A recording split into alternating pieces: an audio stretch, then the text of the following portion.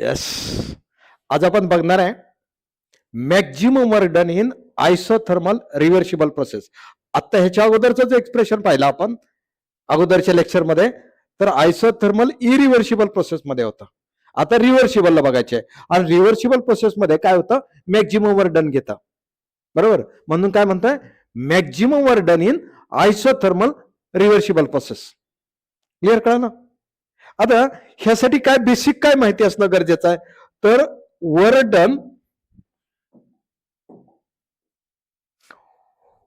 Done हे direct माहिती पाहिजे. Minus P external into DV, हे एक्सप्रेशन काय करायचं, डायरेक्ट लक्षात ठेवायचं. एवढं आलं की तुम्हाला प्रॉब्लेम नाही येणार. क्लिअर? नेक्स्ट बघा. आता बघा, फर्स्ट स्टेपला काय एक्सप्लेन करतोय आपण, त्या डायग्रामची माहिती एक्सप्लेन करतोय. म्हणजे काय माहिती आहे, EN mole of ideal gas घेतलेत, कुठं, सिलेंडर मध्ये इन्क्लोज केलेत.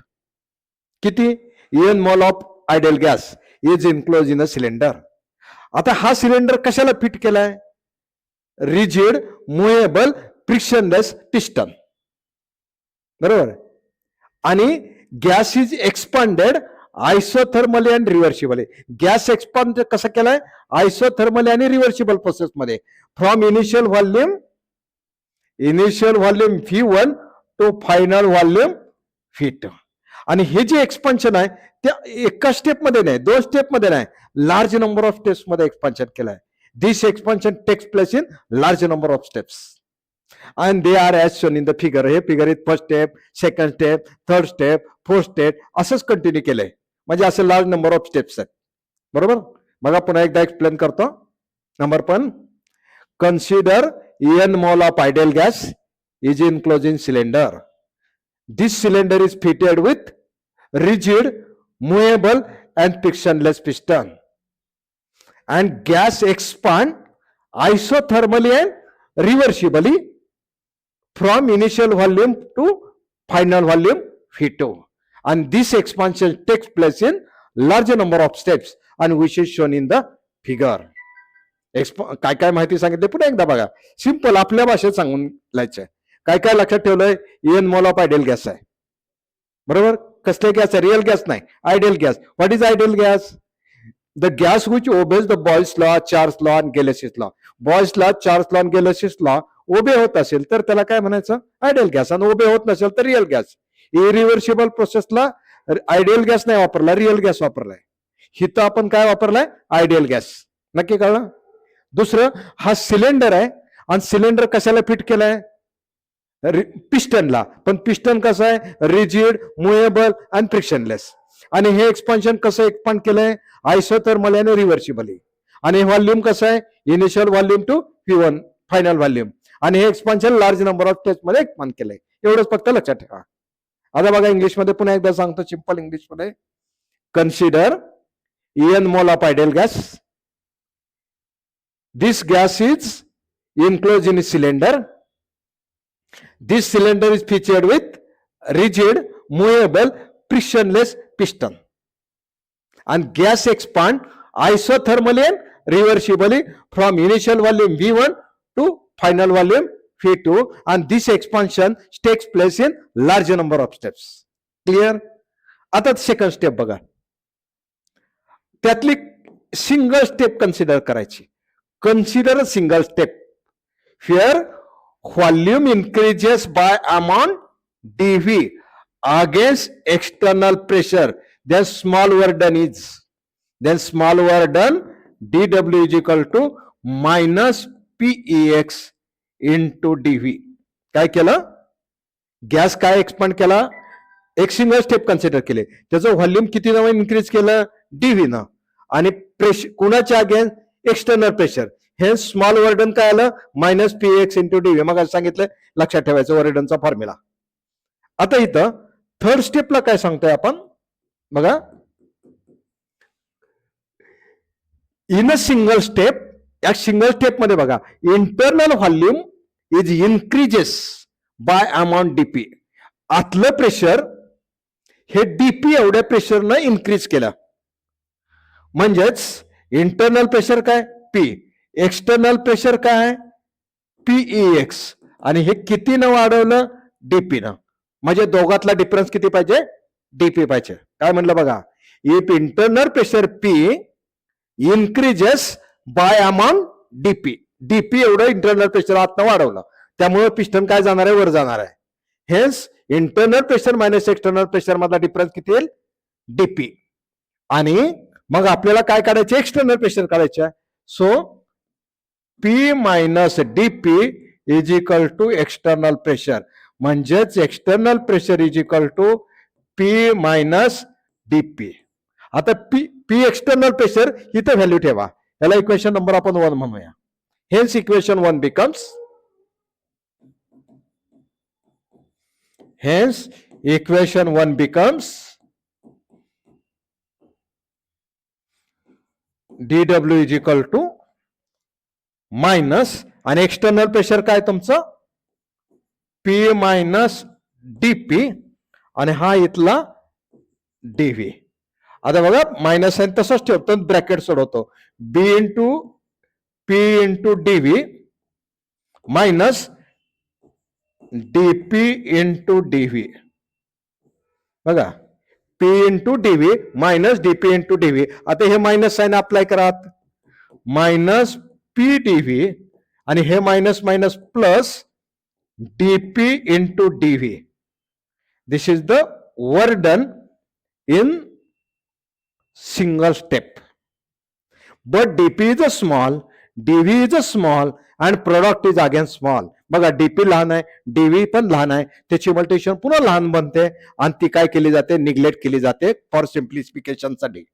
हेन्स डीपी आणि डीव्ही काय करा? निग्लेक्ट करा. Hence dw is equal to minus P DV. This is the equation number 2. हे वर्डन कळालं?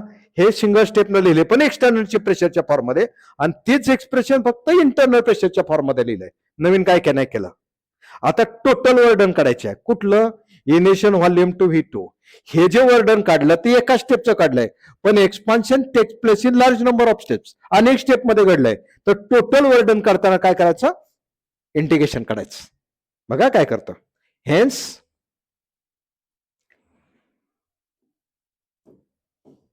maximum work done is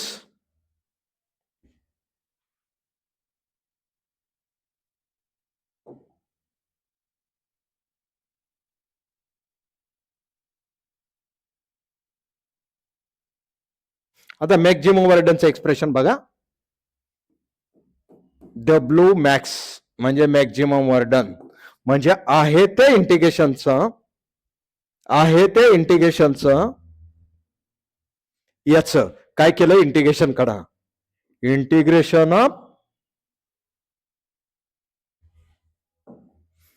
integration of small work done from initial volume V1 to final volume V2. आता what is the value of dw? Minus P DV. म्हणजे हे minus इथं लिहिलं V1 to V2, आणि dw म्हणजे P DV.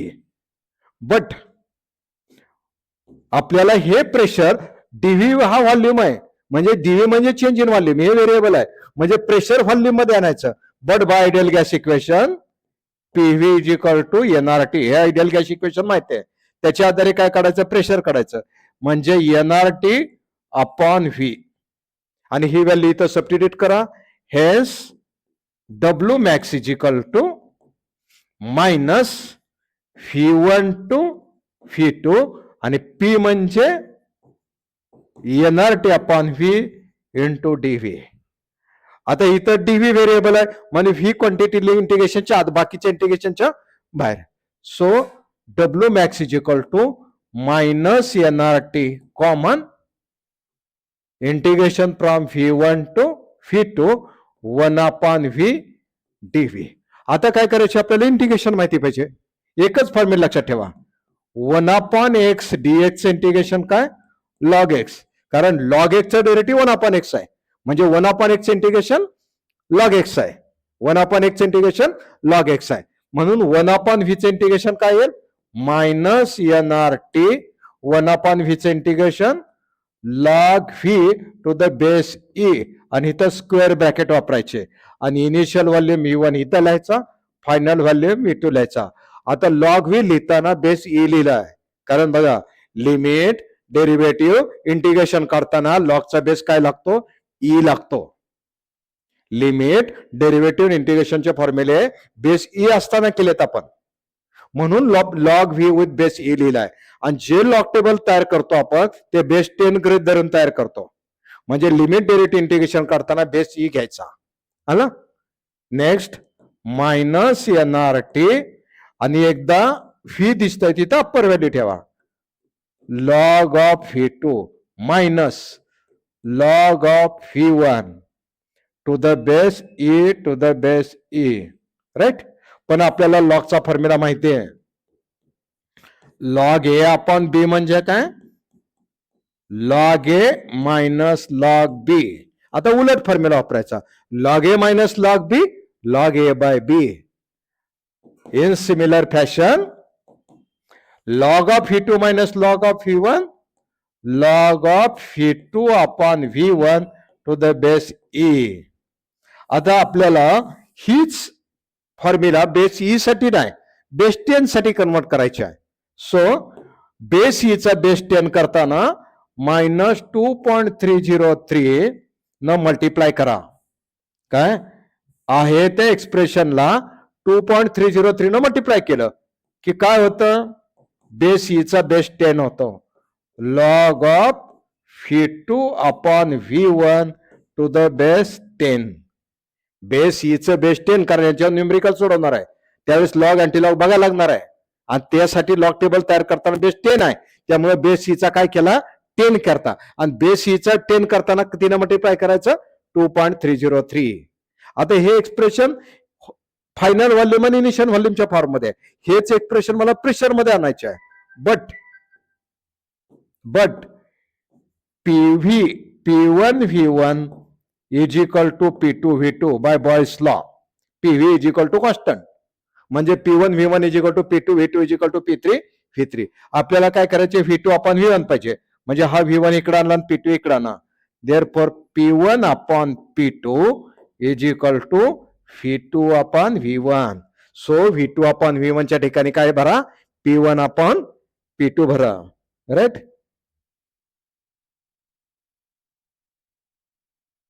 Hence,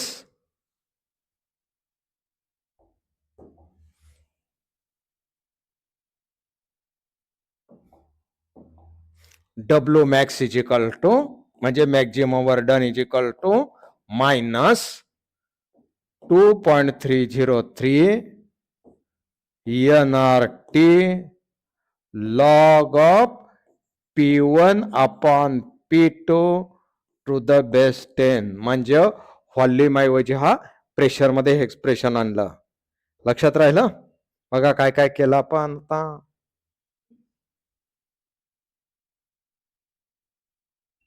पहिली डायग्रामची माहिती सांगितली.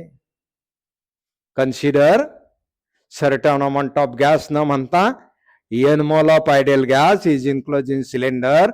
This cylinder is fitted with rigid, movable and frictionless piston. Gas काय केला, एक्सपांड केला. Gas is expanded isothermally and reversibly from initial volume V1 to final volume V2. And this expansion takes place in large number of steps. And consider a single step. Here volume increases by dV and work done dW is equal to minus px into dV. आता इथून पुढे तुम्हाला बाकी सगळं माहिती आहे, right. तर expression बघा, रीड करा, डाऊट आला की विचारा, आणि फक्त एकदा वाचल्यानंतर ते नोट बंद करून ठेवा आणि न पाहता लिहिता येते का बघा. जर तुम्ही न पाहता लिहू शकला तर तुम्हाला ते समजलं. न पाहता लिहिता आलं नाही तर ती गोष्ट समजली नाही. समजून घेण्याचा प्रयत्न करा, पाठ करू नका, रट्टा मारू नका, कारण आपल्याला 60 to 90 जायचं आहे. Thank you very much.